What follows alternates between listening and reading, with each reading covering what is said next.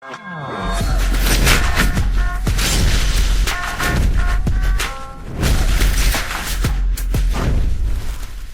guys, it's me Simo Orahara, and in this video we will discuss the events of episode 17, which marked the beginning of the first big fights, Sajin Kumamora versus Bambita Buster Bean. And also we have seen the meeting of Hashfeld and Kyoraku and Masculine's fight against Hisagi, Ikaku, and Yumichika. And in the end we have seen Ichigo's training. But before we dive into the topic of this video, I need some of your reacts. Click like if you liked the video, give your feedback through a comment, and don't forget to subscribe to the channel if you like the content. And if you want to support me, you can be a membership in my channel or through super thanks or support me on Patreon. And as always, a big thanks to my supporters.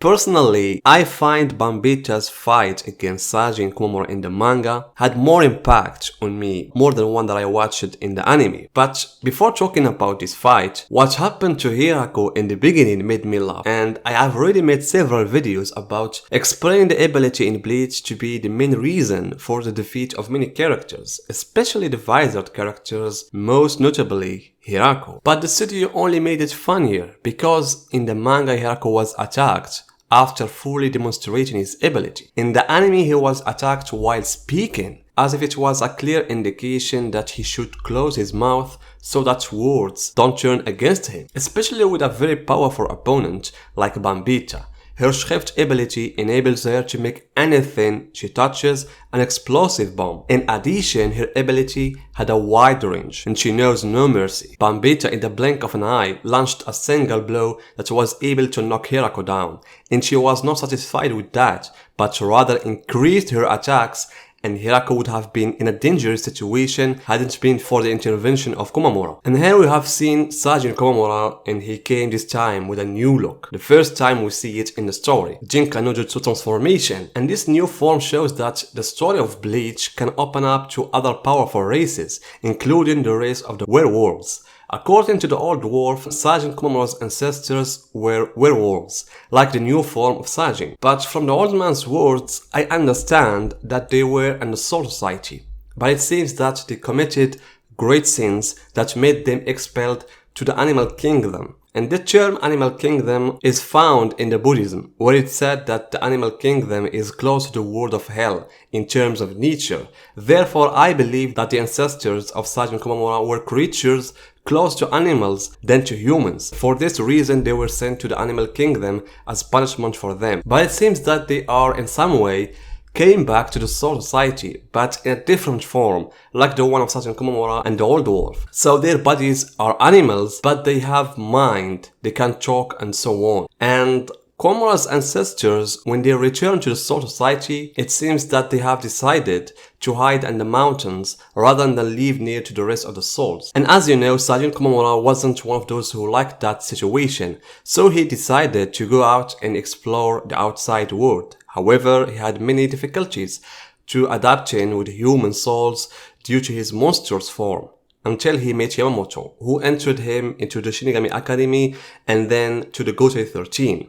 For all this, Sajin Kumamora's relationship with Yamamoto wasn't normal. Sajin has always had great respect for Yamamoto. That's why, after Yamamoto's death, Kumamora wanted to revenge from Yuhaba. And here where Sajin Kumamora made a big mistake, because he always blamed Tosen for this thing, when Tosen wanted revenge and justice for Kakyu's death.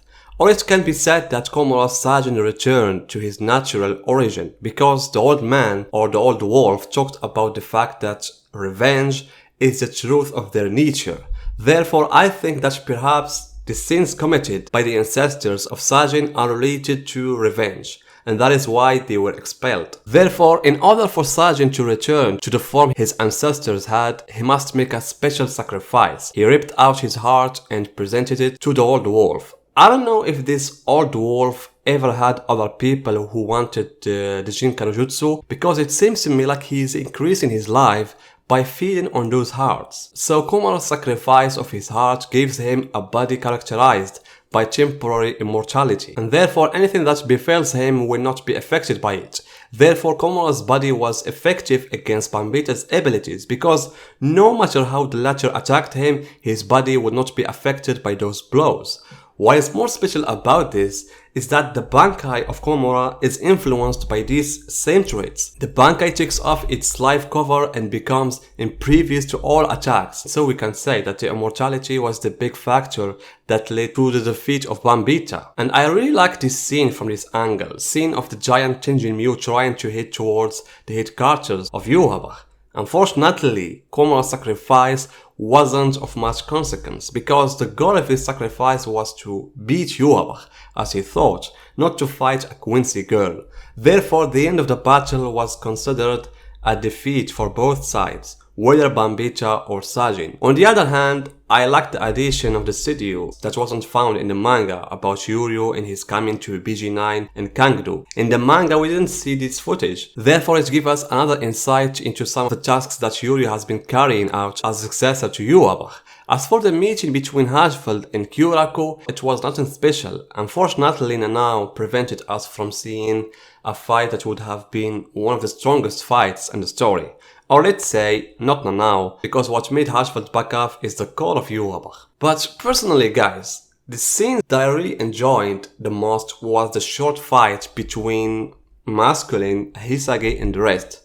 Frankly, I don't know why, but Masculine's anime version is much better than the anime. You feel the vitality and the movement, especially how James and Masculine respond to each other and the way they talk. James is the cheerleader and Masculine is the fighter in the ring, and the opponent is the Shinigami. So I'm looking forward to see the rest of Masculine's fights, especially against two leaders like Kinsey and Rose. And we move to Ichigo's training, which seems to be nearing to its end. At first, a long time ago, I thought that Ichigo's last stop on his visit to the Zero Squad members would be Ichibi's headquarters, but apparently it's not. Ichibi showed Ichigo that the witch he feels is what he wants to protect. And by seeing the memories of the past, the question was posed was whether you are able to be a vassal or not. And the other scenes seem to me as if real strength is gathering inside Ichigo, trying to make sure whether it will be a vassal or not.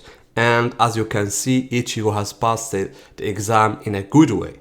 So I'm looking forward to see if we're gonna see another additional when it comes to Ichigo's power. I mean, are we gonna see some power more than what the Shinigami has, like Shikai, Bankai and other abilities of Zanpakuto, or what?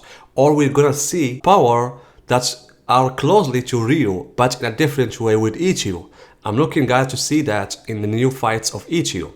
So guys, tell me what you think about this episode and see you in my next video.